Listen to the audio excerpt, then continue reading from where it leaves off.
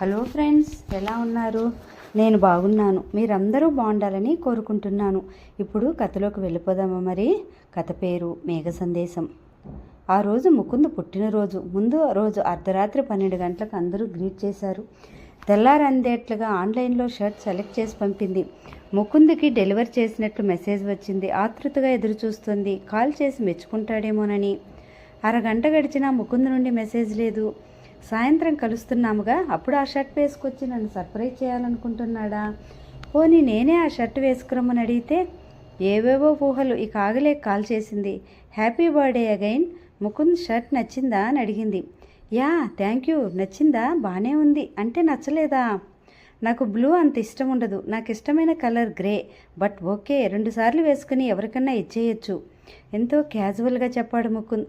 తను ఇచ్చిన మొట్టమొదటి గిఫ్ట్ పదిలంగా పర్మనెంట్గా దాచుకోకుండా ఇచ్చివేయటమా? నా మొదటి సంపాదనతో కొని ఇచ్చిన షర్ట్ నాన్న ఇప్పటికీ దాచిపెట్టుకున్నారు అన్న ఆలోచనలతో సత్యభామ మనసు కలవరపడింది. ఓకే బామ్మ, సాయంత్రం కలుద్దాం, బాయ్ అంటూ కాల్ ముగించాడు. సాయంత్రం గ్రే కలర్ షర్ట్లో వచ్చిన ముకుందుని చూసిన సత్యభామ మనసులో సంఘర్షణ. అలా ఉండటం మొన్న ఎవరి అభిరుచులు స్వేచ్ఛ వారి నిలుపుకునేదిగా అనిపించింది. ఇప్పుడు ఎవరి ఇష్టం ప్రపంచం వారిది, ఇంకొకరితో సంబంధం లేదు అనిపిస్తుంది. తోటి ప్రయాణికులమా, జీవిత భాగస్వాములమా? బామ్లో కన్ఫ్యూజన్. సంతోష్ ఇంట్లో 4 రోజులుగా ఉన్న శ్యామ్ను ఒకసారి వెళ్ళి కలవాలని ఉన్నా ప్రాజెక్ట్ రిలీజ్ హడావిడిలో సత్యభామకు అవకాశం రాలేదు. కనీసం బొకే పంపిద్దామని సంతోష్ని అడిగి తన ఇంటి అడ్రస్ తీసుకుంది. బొకే సెలక్షన్కు ఆన్లైన్లో వెతకటం మొదలుపెట్టింది. ఆ నాలుగా శ్యామ్ శుభోదయం మెసేజ్తో తనకు పంపిన రకరకాల పూలను మనసులోకి తెచ్చుకుంది. శ్యామ్ బాగా ఇష్టపడే పూలు ఏవి అని కళ్ళు మూసుకుని మెదడుకు పదును పెట్టింది. తనకన్నీ సమాన ఇష్టంలాగానే ఉన్నట్లున్నాయి. ఇక లాభం లేదు, నేనే బెస్ట్ చాయిస్ సెలెక్ట్ చేసుకోవాలనుకుంటూ మళ్ళీ మానిటర్ మీద బొకేలన్నింటినీ శ్రద్ధగా చూసింది. లిల్లీ పూల సువాసన సున్నితంగా ఉంటుంది. వీటిని పంపుదామనుకుంటూ తెల్లని లిల్లీలు, అక్కడక్కడ ఒక పింక్ లిల్లీ కాంబోలో ఉన్న బొకేను సెలెక్ట్ చేస్తుంది. ఆన్లైన్ పేమెంట్ చేసింది. శ్యామకు నచ్చుతాయా? పోనీలే, నచ్చకపోతే మటుకు శాశ్వతమైన వస్తువేమీ కాదుగా, 1-2 రోజులు ఉంచుకుని పడేసేదేగా అనుకుంటూ సదా ఆరోగ్యంగా ఆనందంగా ఉండు మిత్రమా, హ్యాపీ జర్నీ అనే ట్యాగ్ కార్డులో మెసేజ్ నింపింది. ఆ బొకేను అందుకున్న మరుక్షణం శ్యామ్ సత్యభామ కాల్ చేశాడు. బామ కాల్ డిక్లైన్ చేసింది. అరగంట తర్వాత సారీ, ఇందాక ఆఫీస్ మీటింగ్లో కాల్లో ఉన్నాను అంటూ కాల్ చేసింది. నేనే సారీ చెప్పాలి. నేను ఇంట్లో ఉండేసరికి నీకు ఆఫీస్ అనే విషయం మర్చిపోయాను. బొకే బాగుంది, థ్యాంక్ యూ సో మచ్. నచ్చిందా? Thank you. పర్సనల్గా కలవలేకపోయాను. నేను కూడా నిన్ను ముకుందుని కలిసి సర్ప్రైజ్ చేయాలనుకున్నాను. ఇలా అయ్యింది. ఒక్కోసారి అంతే, పర్వాలేదు. ఎంగేజ్మెంట్కి తప్పక రావాలి. అందరం కలుద్దాము. Okay sure. ఓయ్ శ్యామ్ క్యాబ్ వచ్చింది, పద, టైం అవుతోంది. కాల్లో సంతోష్ హడావిడి మాటలు. సరే బయలుదేరు Shyam, happy journey, thank you. Call ముగిసి ఫోన్ డిస్కనెక్ట్ చేయబోతున్న బామకు, ఎందుకురా బొకే పట్టుకున్నావు? మళ్ళీ అసలే లిల్లీలు, నీకు అలర్జీ కూడాను. సంతోష్ గొంతు దూసుకొచ్చింది. వాట్ శ్యామ్, నీకు అని సత్యభామ అడగపోయిన ప్రశ్న అవతల శ్యామ్ కాల్ డిస్కనెక్ట్ చేయటంతో అతనికి చేరనేలేదు. అరే, శ్యామ్కి లిల్లీ అలర్జీనా? మరి బాగుందని చెప్పాడు. మరీ మొహమాటం బాబులాగా ఉన్నాడు అని తల విదిలించి తన పనిలో మునిగిపోయింది. వైజాగ్ వెళ్ళిన తర్వాత రీచ్డ్ సేఫ్ అని శ్యామ్ మెసేజ్ పెట్టాడు. గుడ్ అని సత్యభామ జవాబు ఇచ్చింది. అనుకోకుండా అన్ని రోజులు సెలవు తీసుకున్న శ్యామ్కు తిరిగి వెళ్ళగానే హాస్పిటల్కి పని ఎక్కువైపోయింది. ఓ పక్క ఎంగేజ్మెంట్ హడావిడి, ఆఫీసులో ప్రాజెక్ట్ రిలీజ్తో సత్యభామకు కూడా క్షణం తిరుగుబడి ఉండటం లేదు. వారం తర్వాత శుభోదయం. ఓ పూల పిక్తో కలిపి శ్యామ్ నుండి మెసేజ్. పూలను పరీక్షగా చూసింది. ఆ రోజు తను ఇచ్చిన లిల్లీలాగా ఉన్నాయి, కానీ అర్థం కావటం లేదు. వైజాగ్లో కొన్నాడా? లిల్లీ అలర్జీ ఉన్నవాడు వాటిని కొనటం ఏమిటి? కాగలేనట్లు వెంటనే కాల్ చేసి, శ్యామ్ లిల్లీలేనా? వైజాగ్లో కొన్నావా? ఎప్పుడూ తాతగారి తోట నుండి పిక్ పెట్టలేదే అడిగింది. అయ్యి బాబోయ్, ఒక్కసారి ఇన్ని ప్రశ్నలా? అవి కొన్నవి కాదు, నువ్వు ఇచ్చినవి. వాట్? ఇన్ని రోజులు ఎలా ఉన్నాయి? ఫాస్ట్ ట్రాక్లో వాటిని డ్రై ఫ్లవర్స్గా మార్చాను. ఎందుకు? నీకు అలర్జీ కూడా అనుకుంటా. అర్థం కానట్లు అడిగింది. నీ నుండి అందుకున్న మొదటి గిఫ్ట్, మరి భద్రంగా దాచుకోవద్దు. శ్యామ్ పలికిన ఒక్కో మాట అమృతం మనసులోని వంపినట్లనిపించింది. మహాసముద్రాన్ని ఇసుక ఆనకట్టు ఆపలేనట్లు 2 సార్లు వేసుకుని ప్రక్కన పెట్టేయచ్చులే అని తను పంపిన షర్ట్ గురించి ముకుందన్న మాటలు ఆ క్షణాన్ని విరుచుకుపడ్డాయి. మనమిచ్చే గిఫ్ట్ కన్నా పుచ్చుకునేవారు ఆ బహుమతికిచ్చే ప్రాముఖ్యతను బట్టి దాని విలువ పెరుగుతుంది అనిపిస్తుంది. You made my day Shyam, thank you మనస్ఫూర్తిగా చెప్పింది. ఇచ్చే మనిషిని బట్టిని కూడా దానికి ఇచ్చే ప్రాముఖ్యత ఉంటుందని ఏమో మనసులో అనుకున్నాడు శ్యామ్. ముకుంద్ సత్యభామ ఆ షాప్కి ఎంగేజ్మెంట్ రింగ్ కొనటానికి వచ్చి అప్పటికి 15 నిమిషాలైంది. రింగ్స్ మీరు కలిసి వెళ్ళి నచ్చినవి కొనుక్కోండి, సైజుల ప్రాబ్లం కూడా రాకుండా ఉంటుంది అని ఇరువైపుల వాళ్ళు డిసైడ్ చేసిన ఫలితం ఈరోజు ప్రోగ్రాం. సత్యభామ ఏదో ఒకటి తీసుకో, ఎంతసేపు సెలక్షన్ అసహనంగా అన్నాడు ముకుంద్. ఇప్పుడే కదా వచ్చాము, వెరైటీ చూడాలిగా. అవును, కానీ ఫాస్ట్గా చూడమంటున్నాను.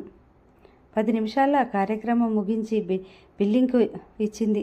లేడీస్ షాపింగ్ అంటేనే ఆలస్యం చేస్తారు, అందుకే అమ్మకి రింగ్ ఇచ్చి పంపిద్దామనుకున్నా, సైజ్ చూసి కొనుక్కో వస్తుందని. ముకుంద్ సనుగుడు. అదేంటి, డిజైన్ నీకు నచ్చవద్దా? జస్ట్ ఎంగేజ్మెంట్ కోసమే కదా, ఆ రోజు పెట్టుకుని తర్వాత తీసి లోపల పెట్టేసేదే.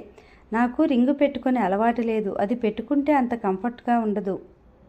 నన్ను కూడా అంతేనా? ఆ రోజు పెళ్లి చేసుకున్న తర్వాత నీ జాబ్ పదవులు అని దానిలో మునిగి నన్ను పక్కన పెట్టేస్తావా? బిల్ పే చేస్తూనే సరదాగా నవ్వుతూ అన్నది భామ. నా ఫస్ట్ ప్రయారిటీ జాబ్ ఎదుగుదల, ఆ పైన ఏదైనా. ఆ రెండింటికి తర్వాత ఇక మిగిలిన టైం నీతోనేగా అన్నాడు ముకుంద్.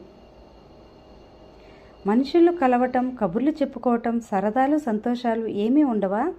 అదంతా వేస్ట్ ఆఫ్ టైం. షాపింగ్ కూడా ఆన్లైన్లో చేసుకునే రోజులు ఇవి. ఆ టైం కూడా ఎదగమని అవకాశం ఇస్తున్నారు. నా ఎదుగుదల చూసే కదా నువ్వు కూడా పెళ్లి కొప్పుకుంది.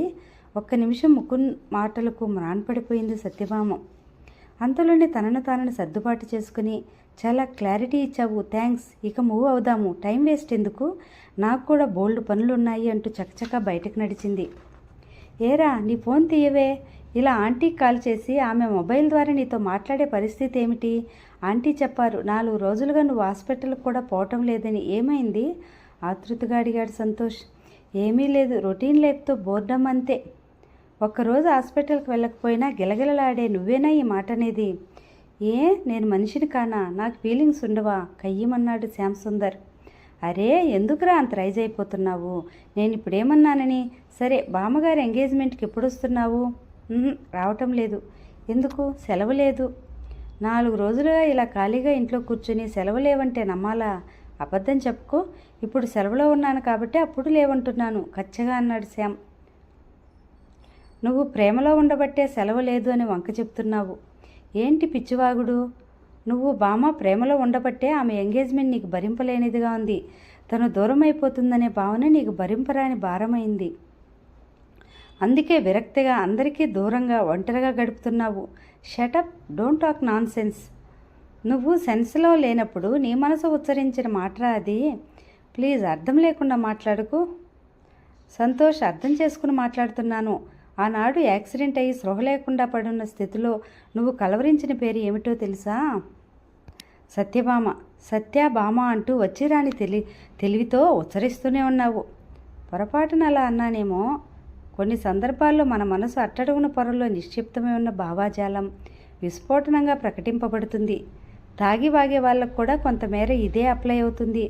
సంతోష్, నిత్యం జరిగే మీ మధ్య జరిగే పలకరింపులలో పుట్టిన ప్రేమ పలవరింతల దాకా వెళ్ళింది. బహుశా ఈ క్షణం దాకా నువ్వు ఆమె ప్రేమలో ఉన్నట్లు నీకు కూడా తెలియదేమో.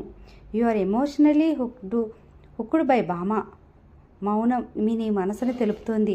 ఈ మధ్యకాలంలో మనం మాట్లాడుకున్న ప్రతిసారి ఆమె పేరు ఏదో విధంగా నువ్వు స్మరిస్తూనే ఉన్నావు. స్నేహితుడిగానే కాదు, ఓ సైక్రియాటిస్ట్గా కూడా నేను చెప్పే పచ్చి నిజమిది. అవునురా, కోల్పోయిన రోజే కొన్ని తెలుస్తాయిట. ఇది అంతేనేమో. ఊడుకుపోయిన గొంతుకుతో శ్యామ్. పర్వాలేదు, కొన్ని అలాగే జరుగుతాయి. ఒక్క సలహా, నువ్వు తప్పక బామ్మ ఎంగేజ్మెంట్కి రా. నా మనసు తెలిసి ఇలా మాట్లాడడం నీకు న్యాయమేనా? తెలుసు కాబట్టే చెప్తున్నాను. ఏ బాధ అయినా రెసిస్ట్ చేస్తున్న కొద్దీ ఎక్కువ అవుతుంది. అదే యాక్సెప్ట్ చేస్తే తేలికవుతుంది. నా మాట విని ఎంగేజ్మెంట్కి రా. నిజం నుండి పారిపోవటం కూడా ఆమోదించటమే అసలు పరిష్కారం. సరేరా, ఓ సైకాలజిస్ట్ మాట కాదనలేను కదా అన్నాడు నవ్వటానికి ప్రయత్నిస్తూ. Good bye. నా మాట నమ్మినందుకు. See you on that day. Okay sure అంటూ కాలు డిస్కనెక్ట్ చేసి ఫోన్ తీసుకెళ్ళి అమ్మ చేతికిచ్చేశాడు శ్యామ్. ఎంగేజ్మెంట్ పనులు హడావిడిలో ఉన్న సత్యభామ డల్గా ఉందని రమ గమనించింది. ఇక ఊరుకోలేక రాత్రి డిన్నర్ చేస్తున్నప్పుడు ఏంట్రా డల్గా ఉన్నావు అని అడిగింది. మనల్ని అందరినీ వదిలి అంత దూరం వెళ్ళిపోవాలని దిగులు పడుతుంది. మీరు ఊరుకోండి అత్తయ్య, అది మరీ చిన్నపిల్ల ఏమి కాదుగా. అదంతా ఎందుకు, నేను కూడా దానితో అమెరికా వెళ్ళి ఎంచక్కా వండి పడతాను. మిమ్మల్ని వదిలి వెళ్ళటం లేదు, ఆ ముకుందని ఎలా వదిలించుకోవాలా అని ఆలోచిస్తున్నాను సీరియస్గా అంది సత్యభామ.